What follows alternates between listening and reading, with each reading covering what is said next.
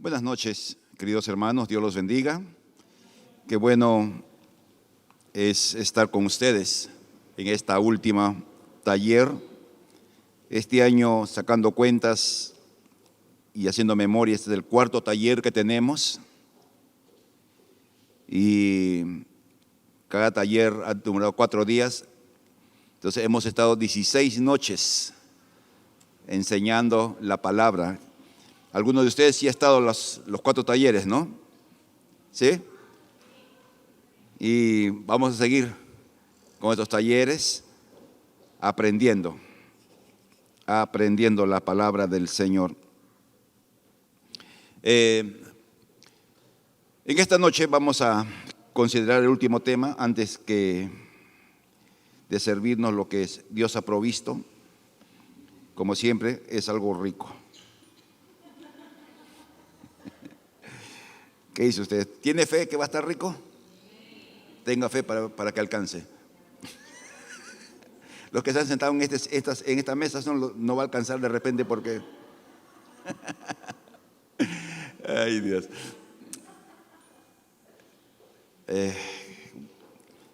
Vamos a la página 45 y quisiéramos compartir con ustedes algunas verdades.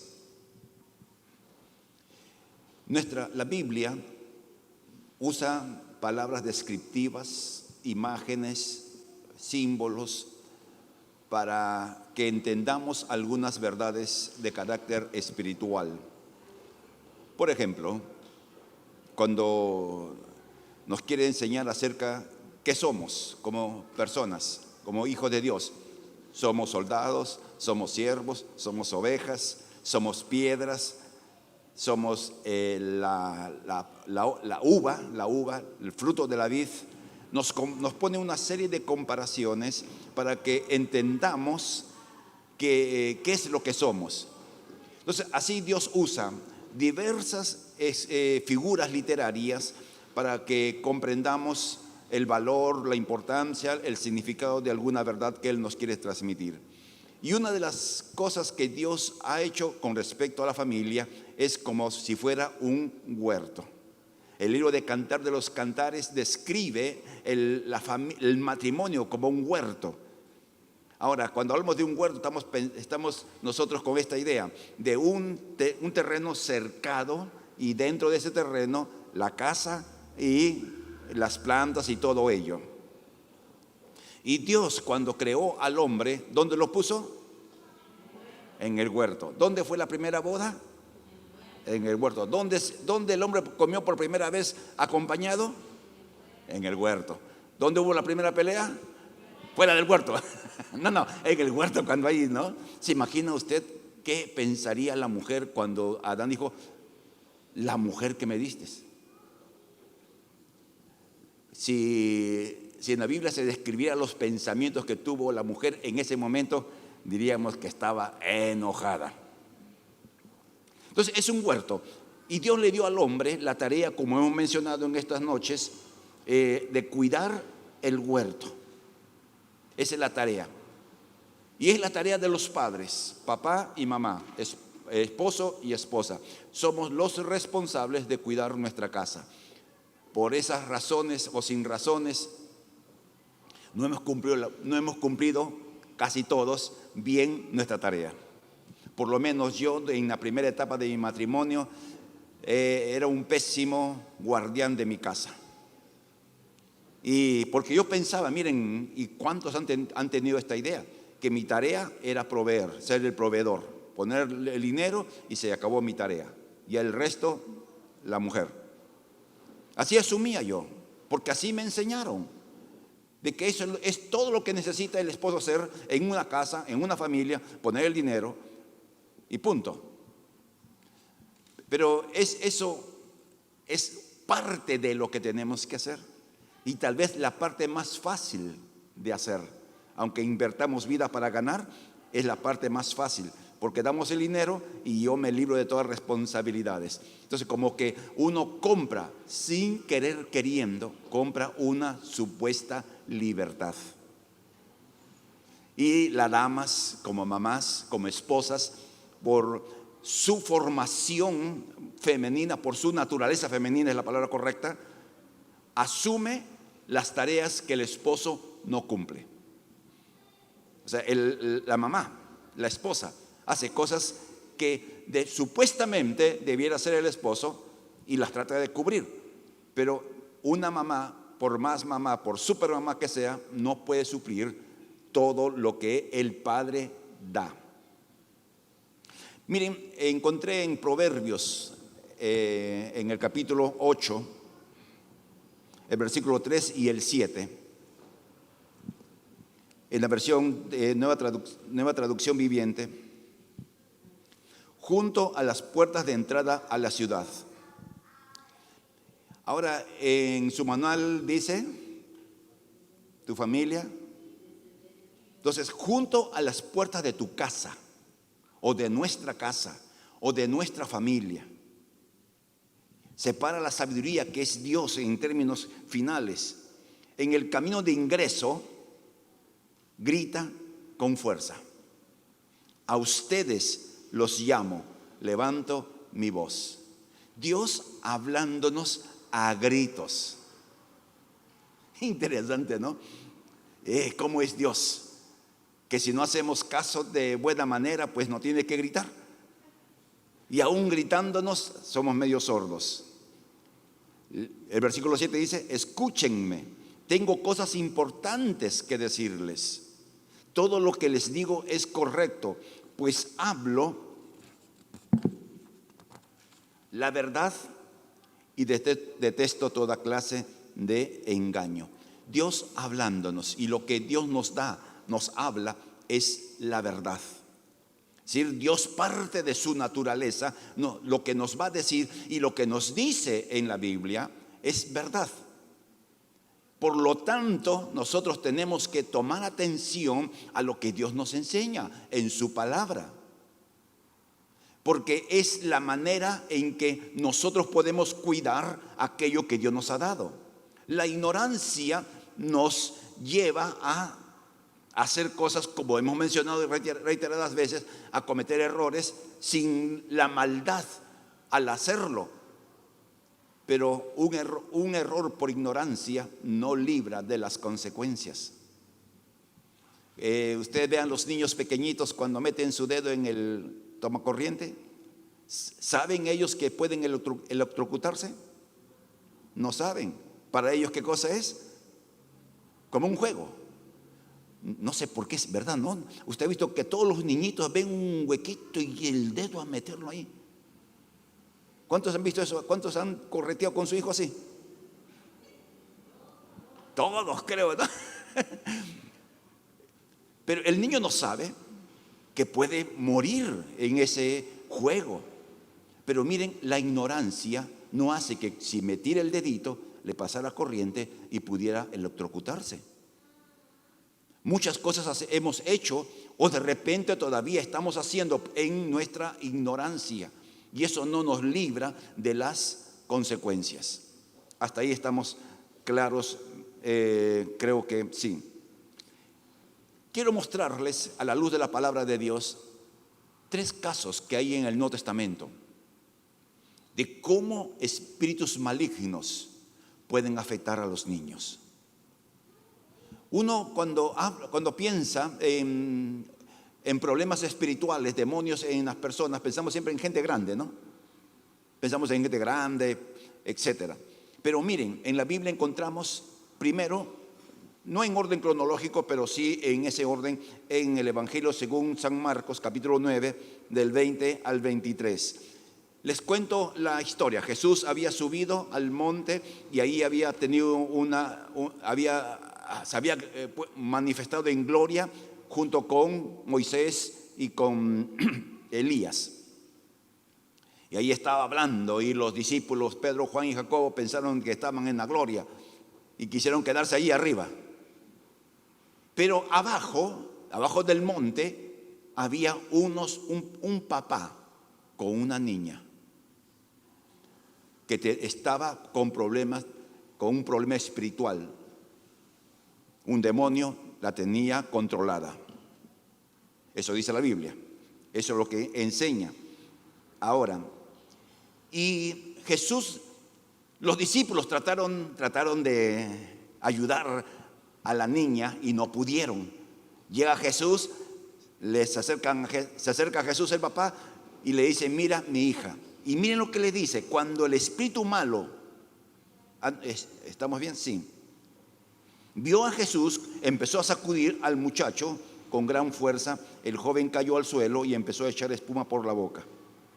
Jesús le preguntó: ¿desde cuándo pasa esto? ¿Y qué respondió el padre? Desde que era pequeño. ¿Y cuál era la intención de este espíritu maligno que afectaba a este niño? Matarlo. Fíjese qué terrible. No, cómo un espíritu maligno puede afectar a un niño pequeño.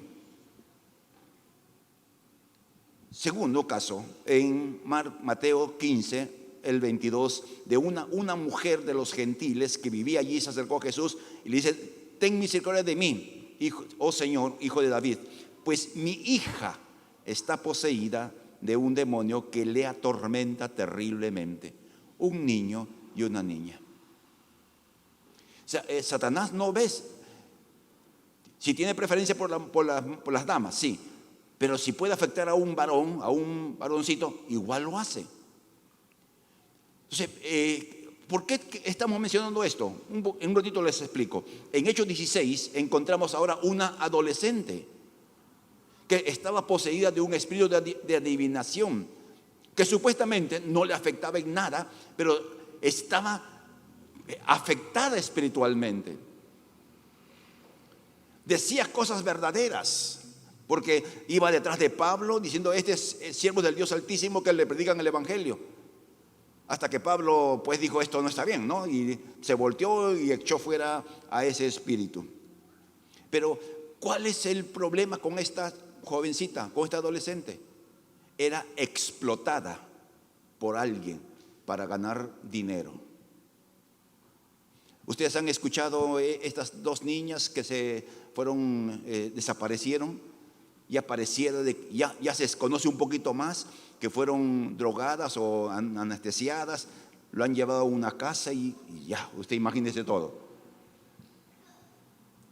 Esta niña de Hechos es algo similar, no igual pero similar, que el espíritu convierte a la persona, en este caso a esta niña, en un negocio donde algunos, abusando, pues se enriquecen en esa costa. La Biblia no nos dice cómo ocurrió el problema en estas tres personas, en la niña, el niño, la niña y la otra señorita. No nos dice cómo, pero está narrado, está escrito para que entendamos que Satanás y sus demonios no se miden, que si puede afectar a un niño o a una niña, lo va a hacer. Si puede influenciar en un niño o en una niña o en un adolescente, lo va a hacer. O sea, él no tiene, ¿cómo se dice? ¿Cómo se puede decir? Compasión. Dice, usted ve a un niño pequeño así por la calle, todo desnutrido, todo malito. Uno dice, pobrecito el niño. Da pena, da tristeza. Ver a un niño sufriendo conmueve el corazón, al menos en personas normales como ustedes, ¿no? Amén. Pero Satanás no tiene eso. Él no mide. No le interesa que sea un niño inocente, sin culpa, que nunca haya hecho nada perverso, etcétera.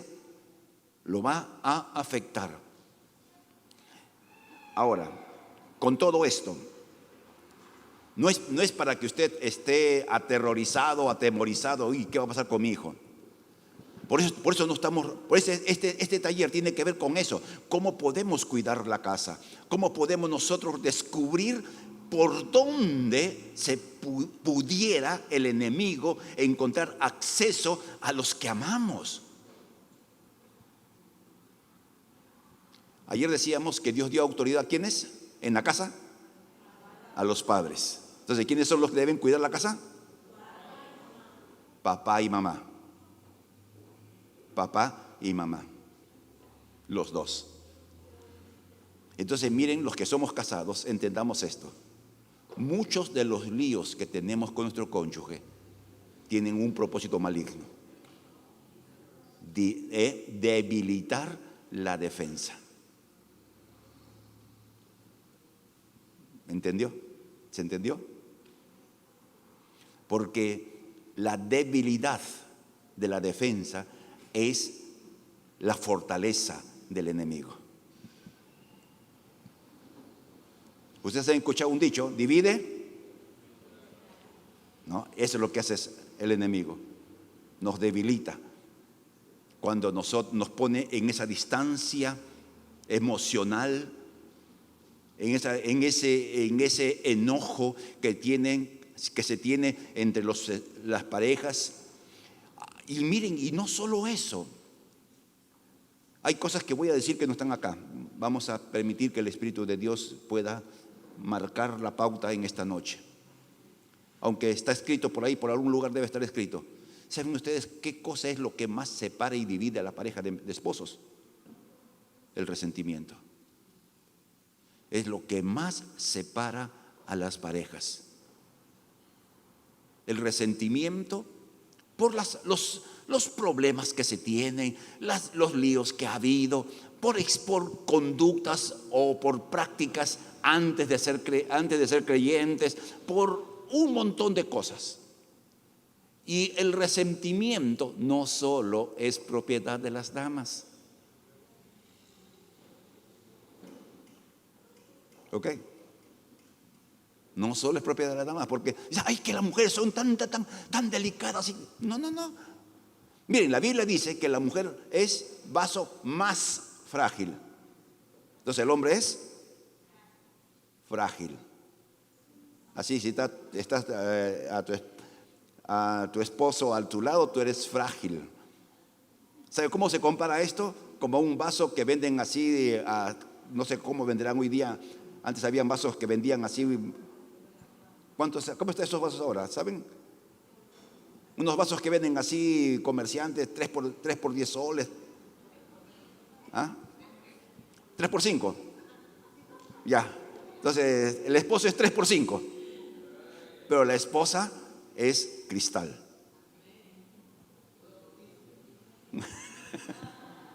Pero de todas maneras.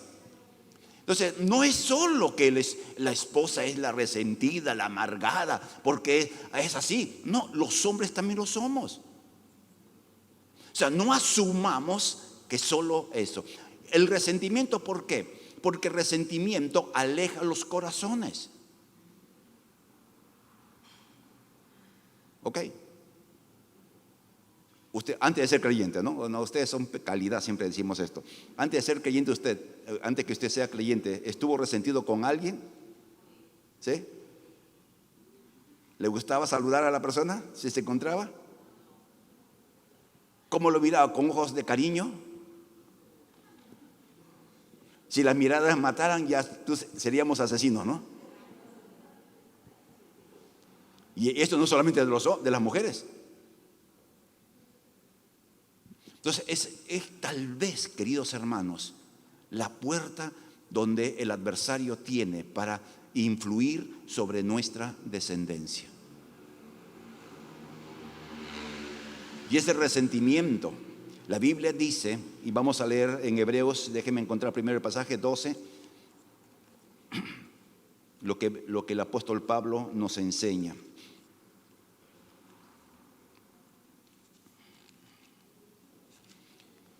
Tengo que verlo así. 12:15. ¿Puedes colocar Hebreos 12:15, por favor? Para leerlo en la versión Nueva Traducción Viviente. Y luego continuamos con esto.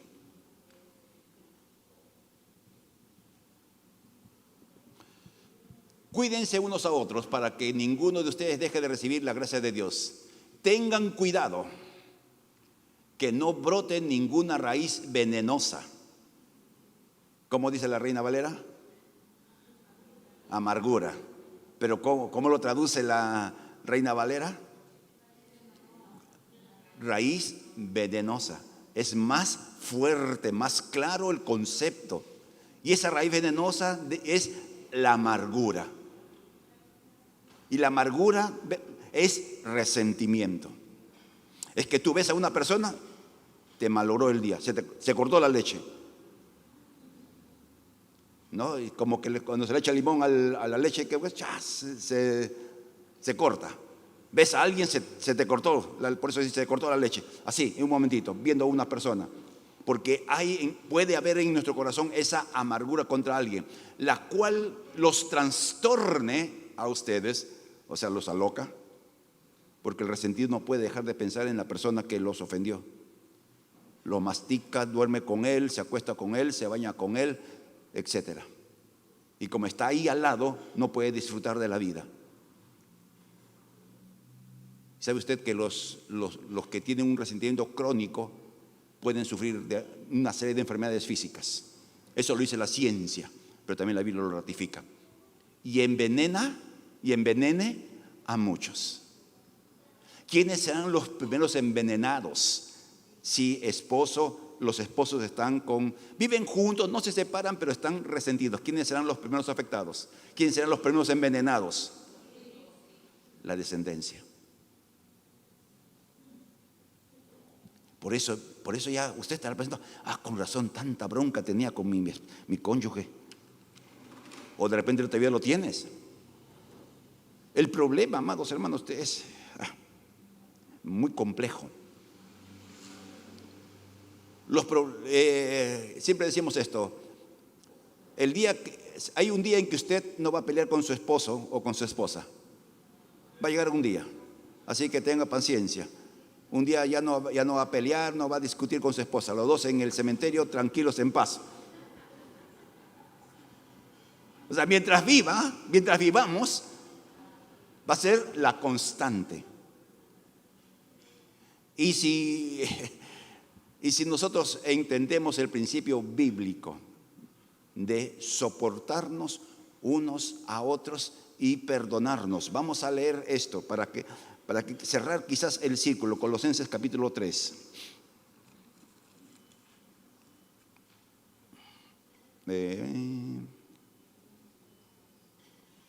3:13. Anótelo usted en algún papel, en su manual. Colosenses 3:13. Este es uno de los principios fundamentales para desarrollar una sana relación entre los esposos. Casi siempre nos casamos con el polo opuesto de nuestro temperamento.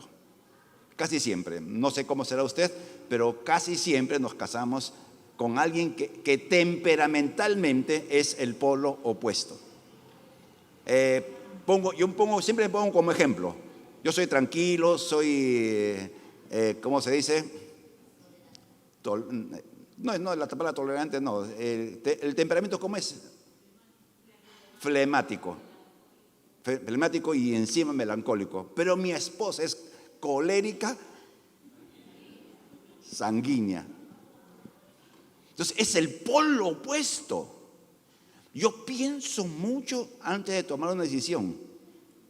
O sea, me demoro en tomar decisiones. Pero mi esposa,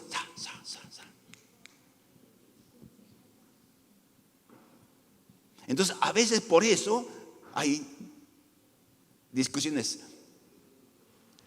Yo soy hombre y los hombres tenemos muchos problemas, como lo tienen las mujeres también.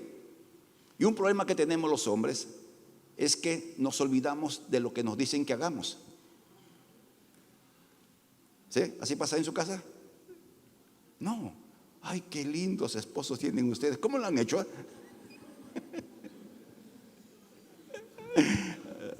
¿Pasa? ¿Sí? ¿Pasa con ustedes? Usted como esposa le dice, hay que cambiar, el caño está goteando, ya lo voy a hacer. ¿Y qué ocurre? No lo hace. Ahora, ¿saben ustedes?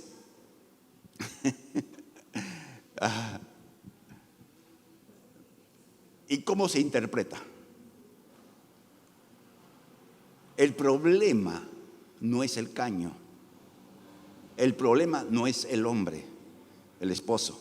El problema es cómo interpretas. Y cómo lo interpretas, respondes emocionalmente.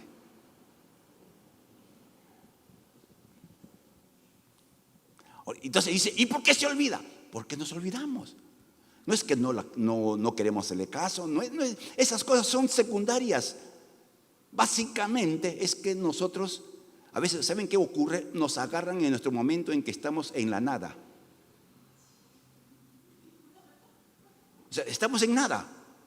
Entonces entra una orden o una sugerencia o una exigencia, pero entra en el cajón de la nada. Lo escuchamos, pero como estamos en la nada,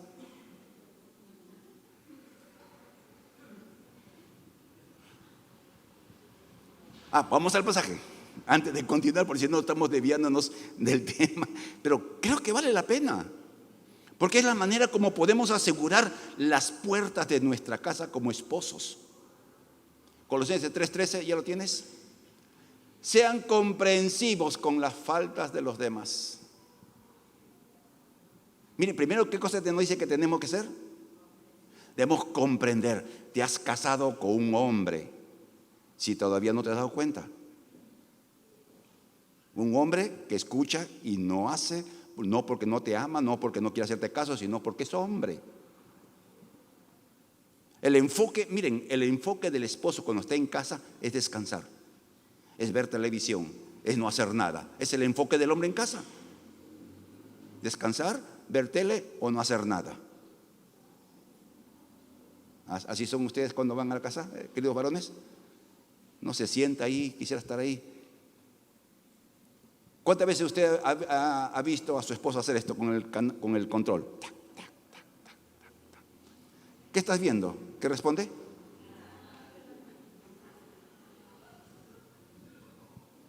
O de repente usted ve a su esposo así medio en la luna, mirando la tela de araña que está ahí colgada 5 años en la pared y no lo limpia.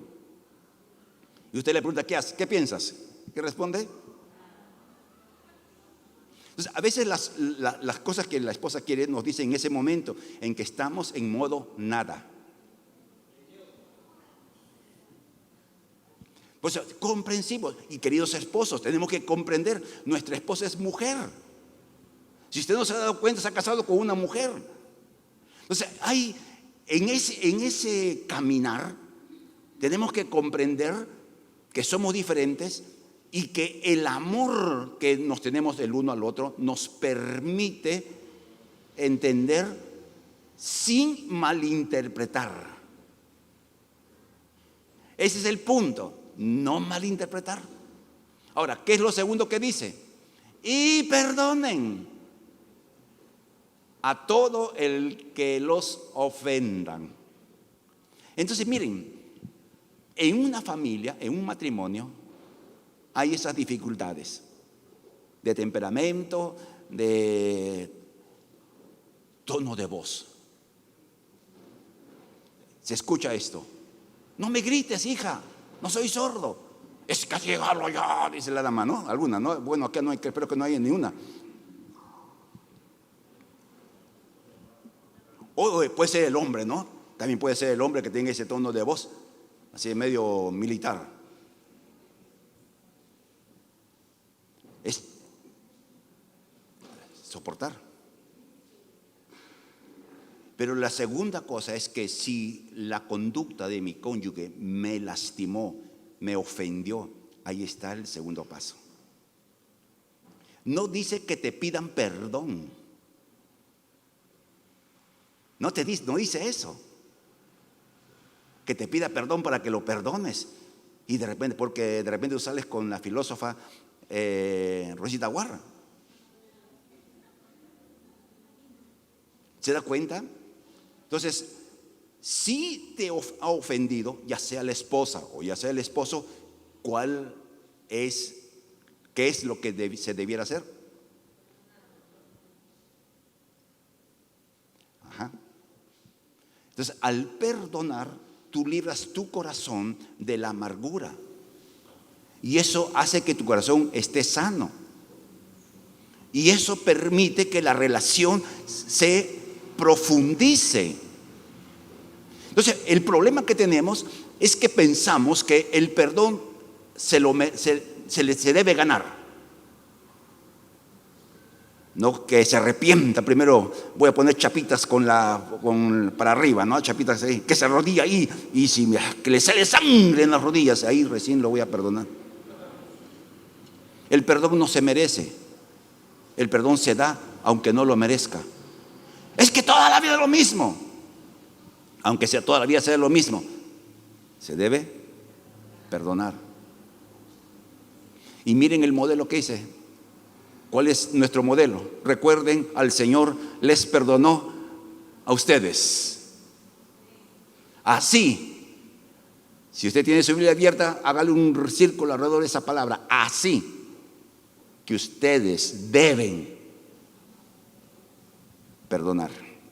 Entonces, miren la puerta tan grande que podemos abrir a espíritus malignos por medio del corazón resentido.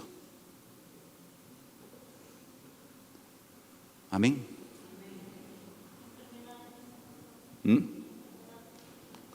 La enfermedad. No, nosotros dos veces hemos dado esa enseñanza en esta iglesia en diferentes tiempos, las emociones que matan. Antes que venga la era industrial, donde el estrés ocupó el primer lugar, la Biblia enseña que el primer sentimiento, emoción dañina es el resentimiento. Hoy es el estrés, porque ya uno no tiene estrés, ya tienen estrés, es 4, es 5, es 6. Avancemos porque la cocina desespera. Asiento, por favor, queridos servidores. Asiento.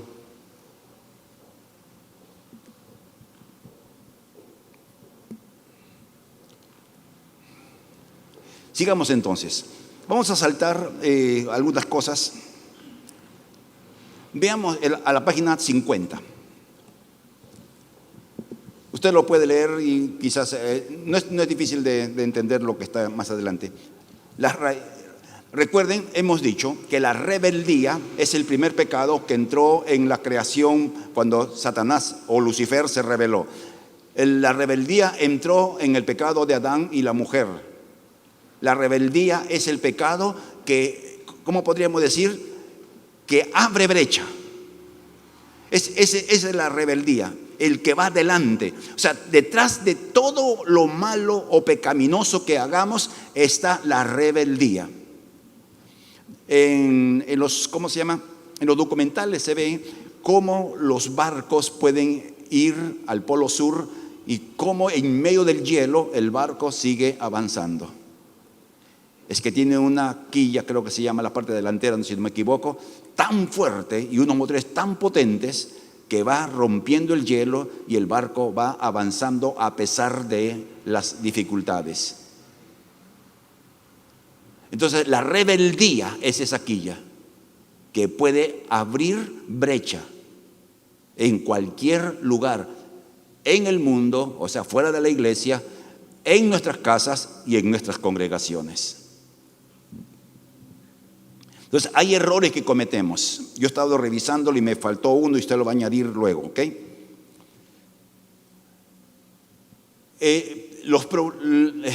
¿Cómo lo digo? Los errores en el mal uso de la autoridad que Dios ha dado a los padres, a los esposos. Conflicto de autoridad entre los padres. Cuando papá y mamá dan órdenes contrapuestas con respecto a los hijos. Hay una historia en la Biblia, ¿no? La historia de Isaac, no, a ver si, ¿quién fue papá de Saúl? Isaac, ¿no? ¿Está bien? No, Jacob tuvo 12. Isaac, que tuvo 2 hijos. Ahí está Isaac, ahí está, la esposa se llamaba Rebeca. Y Isaac quería bendecir a Esaú, pero Rebeca quería que bendijera a quién. Entonces, cuando escucha la dama que lo va a bendecir, la dama se mete de por medio y engañan al papá que estaba ciego. Entonces, ¿cuántas veces vemos esto en el marco familiar? ¿No? El hijo no sabe a quién obedecer, porque mamá dice, no sales, o papá o mamá, uno lo dice, no sales a un muchacho, pero la contraparte dice, no, más déjalo que te... ¿Y ustedes creen a quién se va a pegar el hijo? Al más permisivo. Entonces, esos conflictos de autoridad hacen que se rechace la autoridad, porque si no hay autoridad, se hace lo que se quiere. Yo he trabajado en construcción años, casi siempre he trabajado por mi cuenta, yo he sido mi jefe, entonces tenía que trabajar bien. Pero cuando he trabajado en compañías o con grupos, a cuenta de otro, con otras personas, entonces cuando estaba el maestro de obra, todos estaban, dale, parejito, parejito. El maestro de obra se iba para allá, a saber a dónde, y todo un relajo. Porque no hay. Eso ocurre en todo sitio, ¿no? No está el supervisor. Como dice, el gato se fue, los ratones hacen fiesta. Entonces, miren, por eso es tan importante que los esposos tengan pautas de acuerdo, de común acuerdo, en cuanto a las órdenes, en cuanto a lo que se le va a decir a los hijos. Ponerse de acuerdo. Segundo, los hijos sobreprotegidos. O sea, uno cuida tanto al hijo, lo sobreprotege. Porque y miren, y no es que uno lo hace de maldad, sino no quiero que mi hijo sufra, no quiero que mi hija sufra. Es la historia de Samuel, o de Saúl, ¿cómo se llamaba? Elí, el sacerdote en el tiempo de Samuel. Sobreprotegió tanto a sus hijos que sus hijos fueron malos hijos, malos sacerdotes. La sobreprotección debilita al muchacho o a la muchacha. ¿Sabe usted que quiera o no, su hijo se va a tener que golpear como usted? Quizás menos, porque usted como creyente va a estar orando por él o por ella, pero va a tener que golpearse. No hay manera de librar a un hijo o a una hija de los golpes de la vida. Porque va a llegar el día en que su hijo o su hija va a tener la edad suficiente para tomar decisiones, y algunas veces va a tomar buenas decisiones y a otras veces va a tomar decisiones que no son buenas. Entonces la sobreprotección lo hace débil. ¿Por qué? Porque generalmente el que sobreprotege le da todo lo que el hijo pide. Todo lo que el hijo quiere o la hija quiere, papá o mamá o los dos le dan. Y con este pensamiento, a mí no, yo no tuve eso de niño, así que yo quiero que tenga mi hijo o mi hija o mis hijos todo lo que yo no tuve. ¿Y sabe qué ocurre? El muchacho o la muchacha piensa que todo se merece. Y usted sabe que para comprar una cosita, ¿qué hace? Usted se va a la calle y lo encuentra en el suelo. ¿Qué tiene que hacer? Trabajar. O sea, para que tenga algo, para que tenga la ropa que usted está puesto hoy día, bien elegantes han venido, ha tenido que trabajar. Entonces a los muchachos se le da lo que pide, y piensan o asumen que la vida es fácil. Y cuando la vida comienza a golpear. Tercer error: palabras, actos, gestos de desprecio. Palabras, actos o gestos de desprecio. Eso. La autoridad, dijimos ayer, ¿para qué es? Para edificar, para ayudar, para bendecir. Que la autoridad se burle de uno, el papá o mamá se burle con palabras, con gestos de desprecio. Qué difícil debe ser haber sufrido el desprecio de parte de uno de los padres, ya sea papá o sea mamá. Debe ser difícil. Y el desprecio no solo significa de que te digan o hagan algo. El desprecio se ve cuando tú estás en casa, papá está ahí o mamá está ahí o los están ahí y tú eres el invisible. El desprecio se marca cuando papá o mamá o los dos tienen un hijo preferido. Y a veces sin querer, miren, esto ha pasado, pues, el hijo segundo se pone. ¿Cuántos han vivido eso?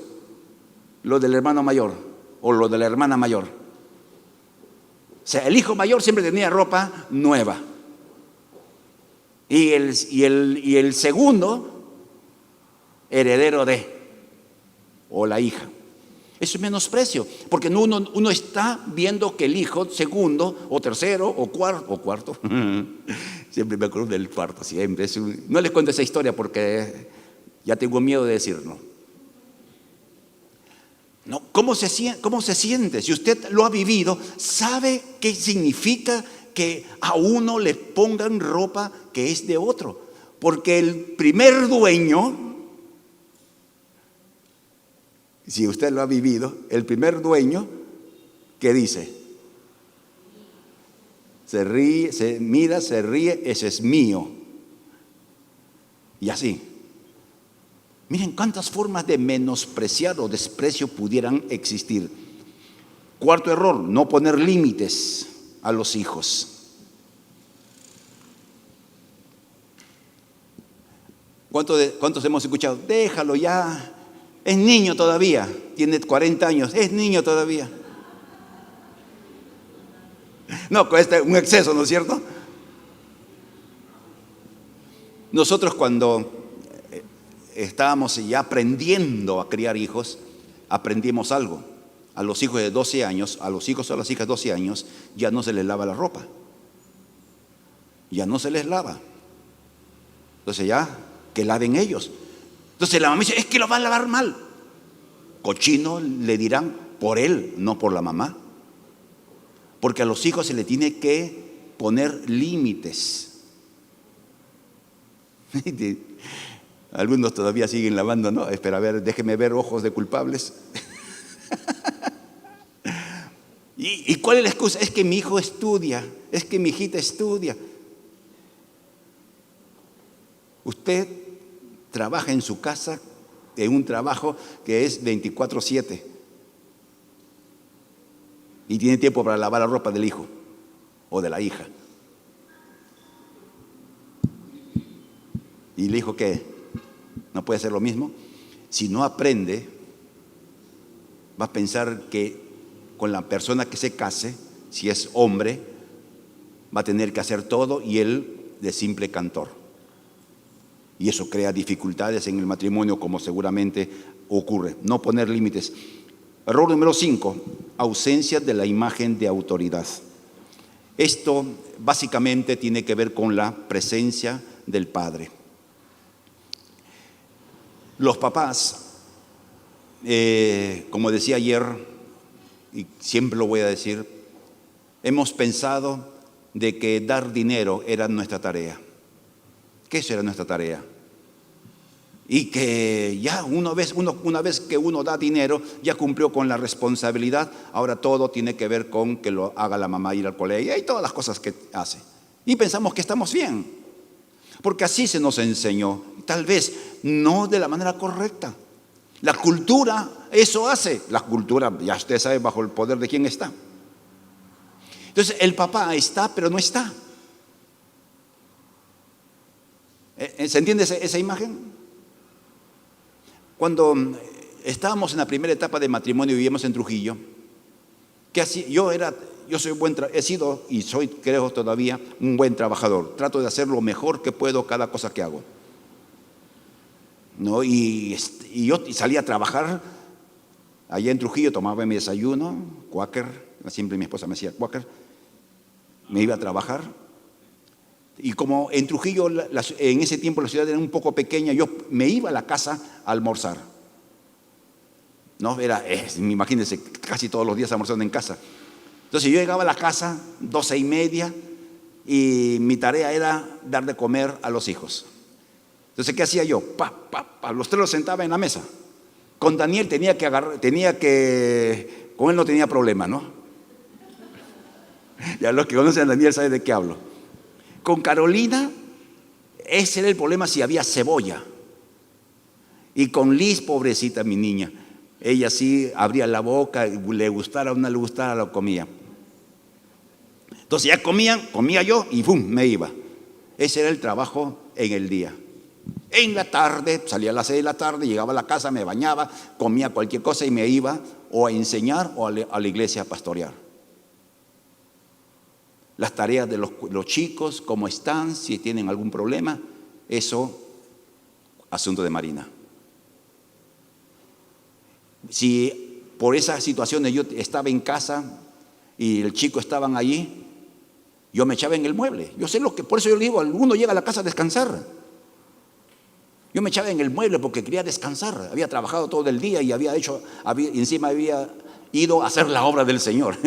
Esa cosa, ¿no? Y venían mis hijas. ¿Y qué hacía Mari? Deje, su papá está cansado. No lo fastidien.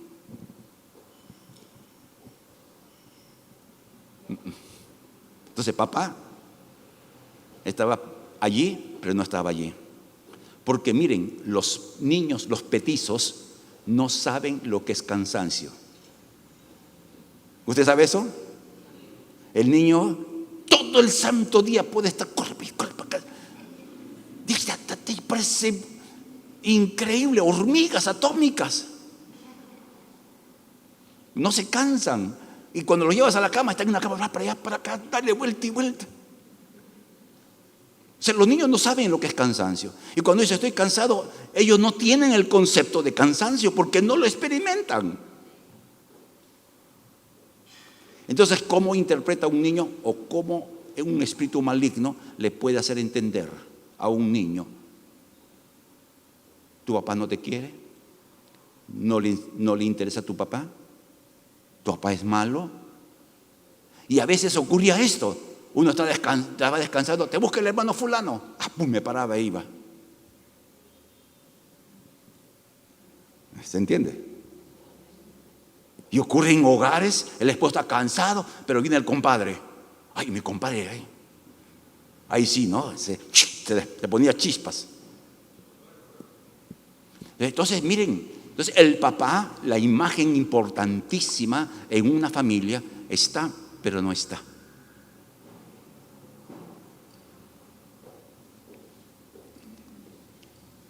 El error que no he puesto, usted lo escriba por favor, el abuso de la autoridad, quizás sea el más fuerte de todos. El abuso de la autoridad. Voy a agarrar una soga, creo. Sí. Ya hay una persona encargada, por favor. Un tal Luis, ya se rindió ya. Ay, Dios. ¿Qué está hablando el pastor? ¿A usted no le interesa? El abuso de la autoridad. No, con la violencia física, con la violencia verbal, con la violencia contra el cónyuge, la esposa, o las respuestas groseras de la esposa al esposo. La forma como se le habla a las criaturas, con lisuras y con groserías.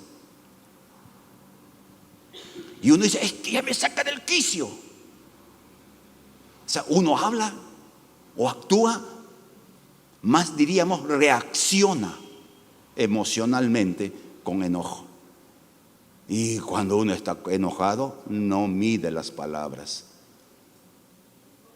¿No? ¿Así ha pasado con usted? No mide las palabras, se le sale del callejón. Entonces, ahora, los niños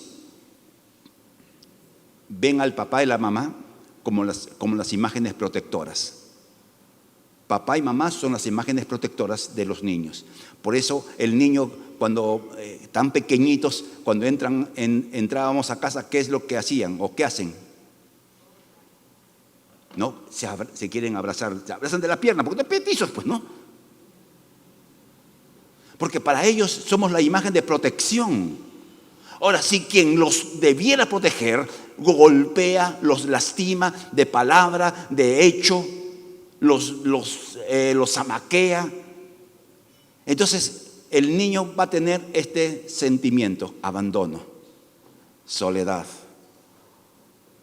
ausencia, vacío. Usted sabe, ¿cuántos han leído la historia del Gadareno? ¿Dónde vivía? Un descubrimiento único, señor Julito, ¿eh? La verdad que sí. No te conocía esa esfera. En la soledad. En la soledad. ¿Sabe usted? Yo lo hablo por experiencia.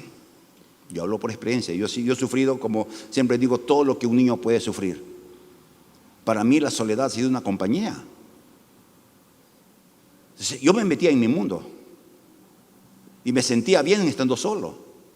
Ahora no me siento tan bien, pero a veces me da la luna, pues. ¿Sí? ¿A usted no le pasa? ¿Sí? ¿También le da la luna de vez en cuando? Sí. El que diga que no está muerto. No, a mí era la soledad. Yo quiero estar solo. No, y que como que solo quiero estar, ¿no? Y tengo que batallar con eso. Tengo que batallar porque hemos sido hechos para vivir en relación. Ese es el diseño divino. Tengo que vivir en relación con alguien, con mi esposa, con mis hijos, con ustedes. Y es por eso que yo cuando estudio, a veces esa nube en gris que nubla tu destino, se llama soledad para mí. No, cuando estoy estudiando, entonces yo, ¿qué técnica uso? Yo pongo música o pongo un mensaje, que a través de eso yo pueda sentirme que no estoy, con todos los líos no estoy solo. Entonces miren, a quien debemos cuidar, le estamos rodeando de una atmósfera de soledad. Y de ahí viene decires de algunos: nadie me quiere. Ese sentimiento que de no valorarse a sí mismo. Porque si el padre no lo valoró o lo maltrató, eso no queda en la niñez. Eso se va manifestando en el transcurrir de la vida. Y mientras menos jóvenes seamos, si Dios no interviene para sanar esa área de nuestras vidas, más y más nos vamos a aislar.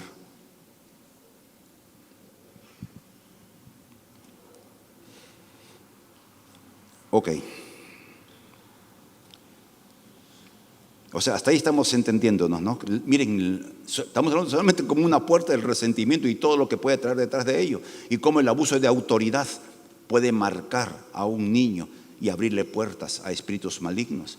No significa, y valga la aclaración, no significa que a tu niño o a tu niña se le mete un demonio. No.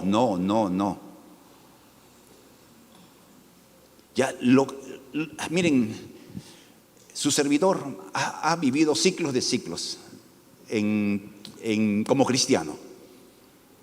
Ya en las primeras experiencias que tuve con demonios, era chistoso, nos decían, cuando oraban en la iglesia donde yo era miembro: cierra los ojos porque el demonio se te mete por los ojos. Y todo con los ojos cerrados.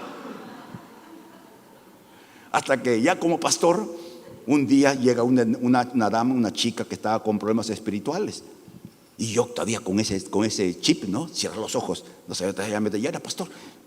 Y comienzan a hacer. Y ¡suac! Me dio un cachetado la dama. Me despertó y dije: no, ahora ya sí con los ojos abiertos por si acaso. Cosas que le pasan a uno. ¿Qué significa? Que el espíritu se convierte en un pensamiento residente en la mente de la persona. O sea, no tiene que entrar. Basta que sople en la oreja pensamientos residentes. Dice: no vales nada, no sirves para nada. Tu papá no te quiso, ¿qué hombre te merece? Y se casan y piensan que su marido disculpen que lo digo así, su marido no los ama, que solamente las usa para el sexo. Es bien triste la situación de una mujer y también de un hombre. Y es por eso que los hombres se vuelven abusadores. Porque como el hombre es más reactivo, entonces se quiere vengar. Y lo hace pues haciendo sufrir a alguien lo que supuestamente sufrió. Así que, amados hermanos, tengamos cuidado. Ya estamos corriendo, ya comienza la tripa a correr. ¿Usted? ¿No? Ya ahí está Margot. Me gusta la Margot porque ella no calla sus sentimientos. Sí, tengo hambre. Acabe, pastor, rápido. ¿Cuándo dicen amén? Amén.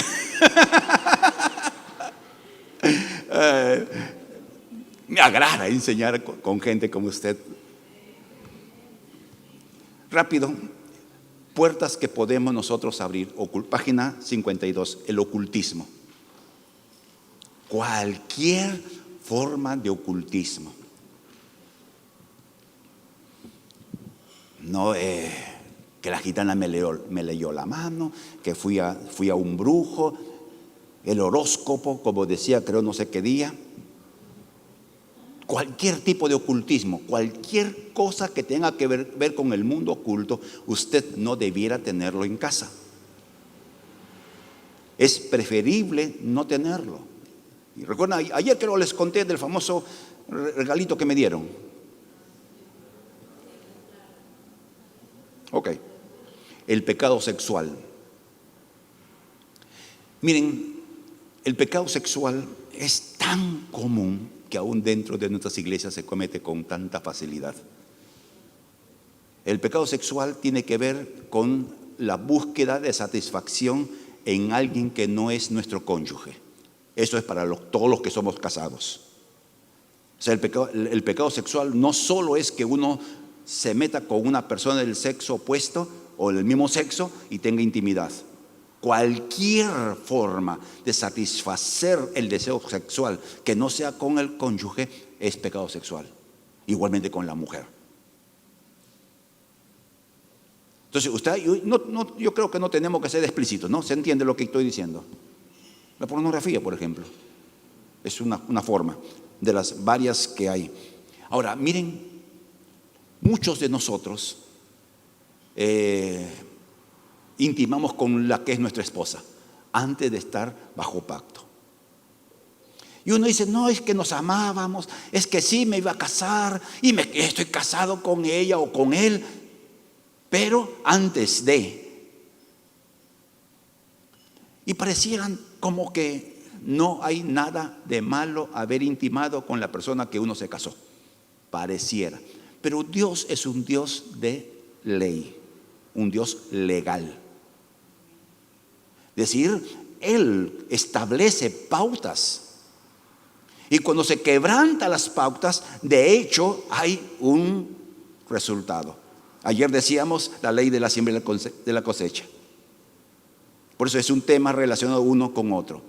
¿Qué ocurre cuando por amor, vamos a decirlo así, por amor o por apasionamiento o por las razones que fueran, y se intimó con la que es nuestra esposa para hacerlo el marco más estrecho? La Biblia enseña de que cuando uno se une a una persona, se hace un espíritu, se hace una carne con él. Y ahí aunque la Biblia no lo dice explícitamente, pero se deduce de lo que Pablo enseña, y algún día vamos a enseñar sobre esto, de repente el próximo año, con más claridad. Hay una transferencia. Ahora, si tú colocas dos manzanas, una malograda y otra sana, ¿qué va a pasar? La sana va a curar la buena, ¿no? ¿Así es? No. Entonces, si una persona intima va a trasladar lo que tiene a la otra persona, así sea con la persona que se casó. Entonces se casan y llegan a la casa, comienza su vida matrimonial, pero tienen una puerta que abrieron por causa del pecado sexual. Ahora, si la pareja antes de casarse tuvo varias aventuras por allí, la cosa se complica mucho más. ¿Me explico? Ahora uno dirá, pero yo no lo hice queriendo hacer mal. Correcto. Nuevamente la ignorancia no nos libra de las consecuencias. Este año que viene, queridos hermanos, la pastora Margot estuvo hablando conmigo de algo que ya Dios ponía en mi corazón, y voy a tener que redefinir algunas cosas en estos años por delante. Usted necesita de que vaya cerrando las puertas que de repente, antes de ser creyente o aún siendo creyente, pudo haber abierto. Y esto no es para condenar, porque el que no tiene de inga tiene de mandinga. No, uno de repente, yo nunca he pecado así. No existe esto, pero de repente te metiste en otro rollo. ¿Cuántos de ustedes bautizó a su niño bajo el rito católico? ¿Usted cree que solamente es un simple rito? No es un simple rito. Si usted ve en qué lugar de la Biblia se te dice que a un niño se le pone sal. Porque eso es lo que hacen le ponen salsita en la mollerita. Si usted no lo ha visto, quizás no se dio cuenta. La sal en la Biblia se usa para maldecir la tierra. Se echaba sal y la tierra, y hasta el día de hoy, si usted echa sal en su maceta, la maceta no le produce nada. Usted dirá, pero eso es una cosita. Una cosita. Satanás no necesita muchas cosas para tener un punto de influencia. Otro problema, la avaricia. La Biblia llama la avaricia la raíz de todos los males, que es el amor al dinero. Ahora, ¿qué cosa tiene que ver eso? Miren, por ganar dinero, uno, ¿cómo lo podemos decir que no sea tan feo? O lo digo de la forma fea. A uno no le importa nada. Por eso trabaja 24/7. No le importa qué tan afectados puedan ser los hijos, la esposa, con tal de tener dinero.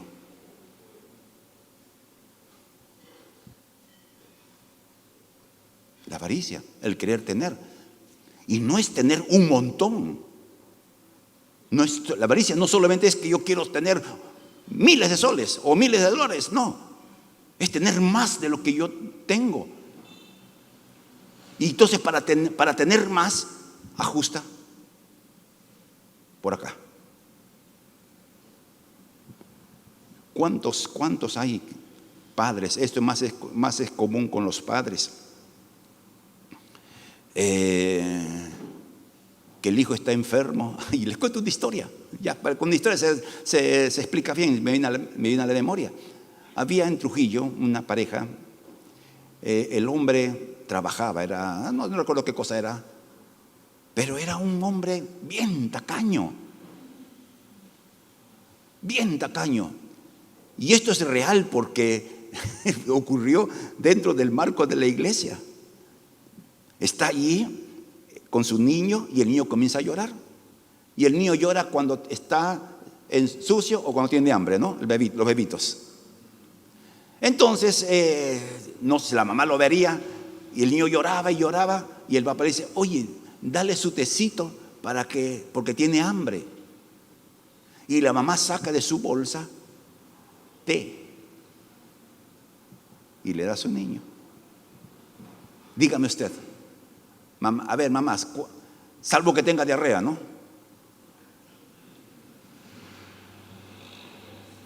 ¿Qué cosa era este varón? Un hombre que por no comprar leche tenía un sol más.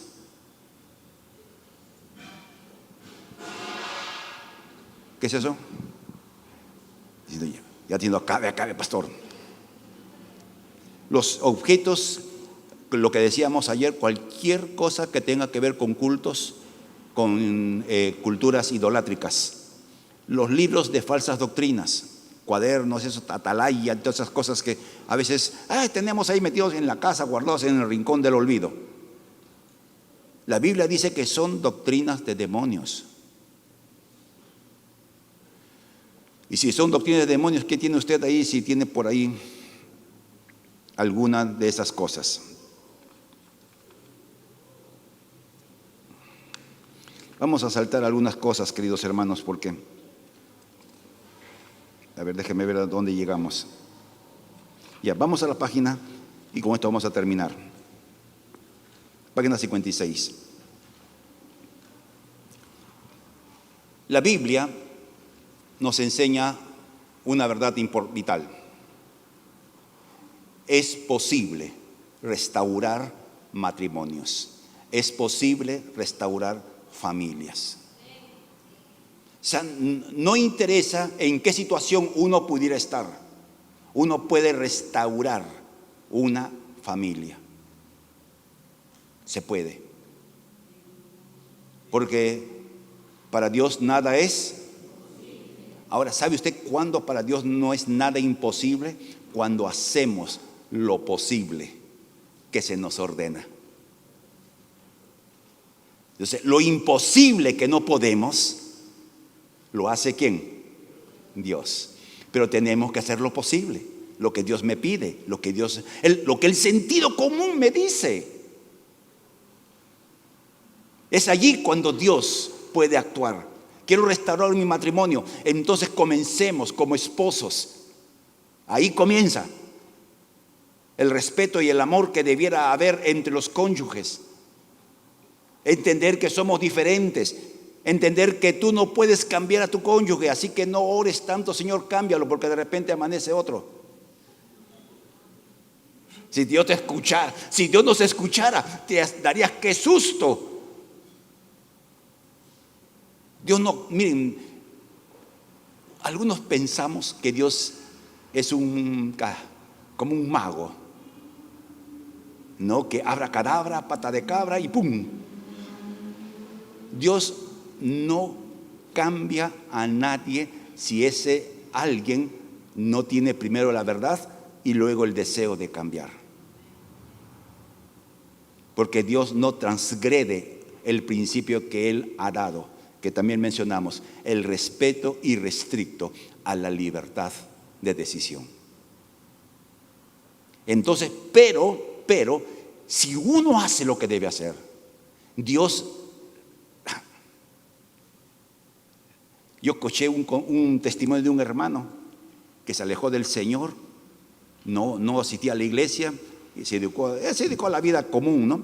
Y un día en una cantina tomando, otro borracho que estaba tomando con él comenzó a predicar el evangelio. O sea, el Señor los perseguía. Es cuando se ora correctamente. Ok. Dios puede restaurar nuestra casa, nuestra familia, nuestros hijos. La promesa, el último versículo de Malaquías, Dios hará volver el corazón de los hijos hacia los padres y el corazón de los padres hacia los hijos. ¿Se da cuenta que no es que los hijos van a venir por sí solos? Es una tarea a la par. Mientras nosotros avanzamos hacia el hijo va a avanzar hacia uno. No esperes que tu hijo se acerque para que tú te acerques a él. Recuerden la parábola mal llamada del hijo pródigo. El padre corrió al hijo bandolero, lo besó al hijo cochino, lo vistió al calato, le puso joyas al que había vendido hasta la joya para comer y sin zapatos encima. Y más flaco que zancudo en banco de... No más. Y le dio de comer. Entonces, ese es lo que debemos, es lo que pudiéramos hacer cuando tenemos hijos, quizás no en la condición. Porque ¿qué hacemos? Usted como creyente de repente está haciendo con su hijo, oye, no te portes así, ¿cómo es posible? Tú eres hijo de Dios. Ay, y está que le bombardea. No, parece loco metralleta. Y usted no sé si se dará cuenta que si hace eso, el hijo pasos atrás. Entonces, si usted está usando una ¿cómo se dice? Técnica que no le está funcionando, algo está mal, ¿o no? Si usted le dan una carne y quiere cortar con un cuchillo y no corta el cuchillo y usted que dale, ¿el problema es la carne? ¿Cuál es el problema? El cuchillo. De repente usted está cortando como a veces pasa, ¿no? Uno está tan distraído que comienza a cortar con el revés del cuchillo. Entonces, cambie de táctica. Pídale que Dios, Señor, ya me di cuenta que soy bruto. Ya, Señor, ¿cómo puedo estar haciendo lo mismo sin tener resultados? Mi ley tiene una expresión, ¿no? ¿Cómo es? No puede haber cambios con la gente de siempre. No puede haber cambios haciendo siempre lo mismo cuando vemos que las cosas no funcionan. Pidámosles a Dios, porque cada hijo tiene su estrategia divina. Entonces, ¿podemos restaurar nuestra familia? Sí. En el libro de Nehemías hay una historia, la reconstrucción de las murallas de Jerusalén. Entonces, hay una puerta principal. En esas murallas hay una puerta principal, la que daba de frente al templo. Pareciera que era la puerta más importante, la puerta más hermosa, la puerta más linda, era la puerta que daba de frente al templo. Pero cuando comenzaron a reconstruir, comienzan no con esa puerta, comienza con la puerta de las ovejas, que era una puerta lateral, grande sí, por cierto, por donde entraban las ovejas para luego ser sacrificadas. Por esa puerta comenzaron. Y como en la Biblia nada es accidente o casualidad, siempre hay propósito detrás de todo ello, nuestra vida debe comenzar restaurando una puerta, la puerta de las ovejas. Ahora, según la Biblia, Juan 10:14, ¿cuál es la característica de la oveja? A ver, Juan 10:14. Conoce al pastor. No está hablando de Luis Meléndez, es al Señor. Conoce al Señor. Y para conocer a alguien, ¿qué tienes que hacer tú? ¿A quién conoce de todos los seres humanos que hay en la tierra? A ver, esposos, esposas, ¿a quién conocen así? Al revés y al derecho. Al cónyuge, ¿no? ¿Sabe usted hasta qué lunar tiene en la espalda?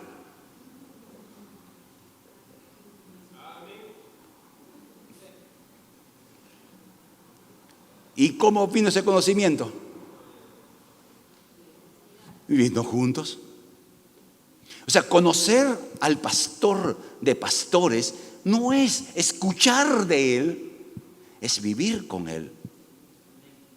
Es desarrollar una relación personal con nuestro Señor Jesucristo.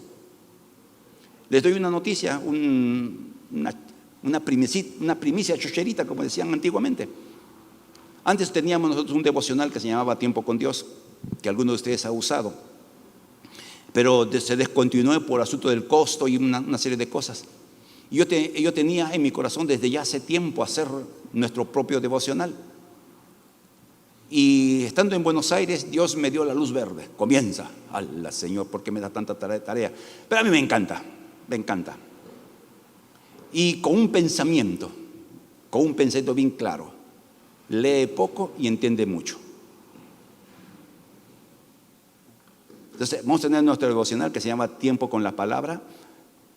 Eso va a comenzar en el mes de enero a ofrecerse a un costo baratísimo, al precio que no le hace a usted pobre ni a nosotros ricos, para que usted pueda leer, entender y tener una guía de oración diaria. Si usted va a tener para todo un mes, va a orar usted por 3 o 4 peticiones específicas. Porque necesitamos conocer al pastor. La segunda es conocer la voz del pastor. Juan 10:2, creo que dice ahí, conocer la voz del pastor. Es saber escuchar. Miren, el pastor, nuestro pastor, el Señor, no ordena, habla. Interesante. A nosotros nos gustaría que nos ordenen, vaya para acá, vaya para allá. No. ¿Por qué digo esto? Juan 10:27 dice que el pastor, disculpe, las ovejas siguen al pastor. Entonces tenemos que restablecer nuestra relación con Dios, que no debe ser una relación dominical cuando venimos al culto y el resto de la semana vivimos a nuestra libre. Restablecer la puerta de las ovejas significa que cada mañana o cada día voy a tener un tiempo con Dios y su palabra. Restablecer la puerta de las ovejas para luego ver resultados es desarrollar una vida de esa naturaleza, en ese estilo. ¿Es posible? Claro que sí. Claro que sí, amado. Todo tiene que ver con la decisión. Porque tiempo sí tenemos. ¿Cuánto tienen Facebook? A ver. ¿Acá tienen Facebook? Sí, ya está mi hermano, igual que yo. ¿Tienes Facebook, hija? No tienes. Uy, tú eres alguien extraño aquí. WhatsApp. Ahí está, no sé si tiene WhatsApp. Facebook, WhatsApp, ¿qué más? Messenger, TikTok y otras plataformas. ¿Cuánto tiempo usted pasa al día mirando sus redes sociales? Hay tiempo. Hay tiempo. Solo que lo malgastamos. Necesitamos. Vamos a concluir, hermanos. Somos reparadores de muros. Usted ha recibido de parte de Dios una tarea: reconstruir su casa. Usted tiene en su vida, primero descubrir qué raíces hay en su vida y comenzar y decirle que Dios trate con ellos y esperar que en la medida que vamos avanzando en el tiempo, ir sanando y restaurando algunas áreas en nuestras vidas. Pero somos reparadores y uno comienza con uno. Vamos a suponer un caso extremo que tu cónyuge no quiera. Entonces tú mismo eres. Porque Dios te va a pedir cuentas de lo que tú hiciste, no de lo que tu esposo no hizo o tu esposa no hizo. Segundo lugar, somos reconstructores de casas en ruinas. Dice eso, hay una cita bíblica, no le he colocado. Somos restauradores de los portillos o de las, ¿cómo se llaman lo que rodean una casa? Cercas. En Isaías está, ¿no? Restauradores de portillos. Nuestra casa pudiera estar en ruinas, hablando de manera espiritual o de manera de comparación. Dios puede restaurar esa casa. Tú puedes hacerlo. Y somos llamados a levantar una generación poderosa. Amamos a nuestros hijos. Amén. Entonces, el amor se demuestra. El amor de palabras solamente para Silvana Di Lorenzo. Ya, los hermanos veteranos se acuerdan de eso, ¿no? Se demuestra el amor. Y si hay algo que podemos concluir con este taller, es que tomemos la decisión de comenzar con uno mismo, primero con uno. Porque es fácil mirar los defectos que tiene nuestro cónyuge, ¿no? Sí, es que, con razón. Es que mirarnos a nosotros mismos primero y comenzar con uno. Y si los dos esposo, papá y mamá, deciden caminar juntos, la cosa va a echar más lindo. No interesa quién corra más rápido. No interesa. Lo que interesa es que se corra, que se avance. Porque es lo que Dios está esperando. Que demos el primer paso. ¿Sabe usted que algunos queremos que Dios haga lo que uno tiene que hacer? Queremos que cambie a nuestros hijos y nosotros seguimos igual.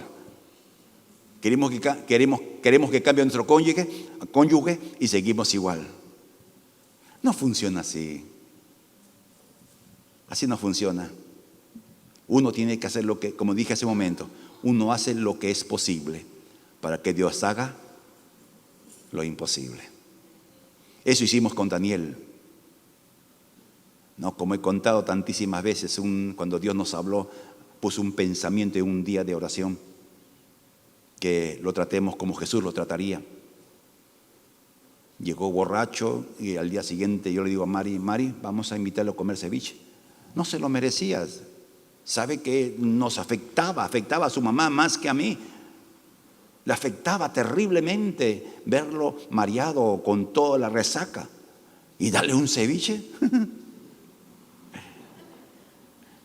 No lo merecía. Pero alguien tiene que cambiar. Y somos nosotros, los padres. Si queremos reconquistar el corazón de los hijos. Pues los que tenemos hijos grandes o hijas grandes, tú puedes ser abuelo, pero ¿sabe que su hijo o su hija necesita de su abrazo? Necesita de su abrazo.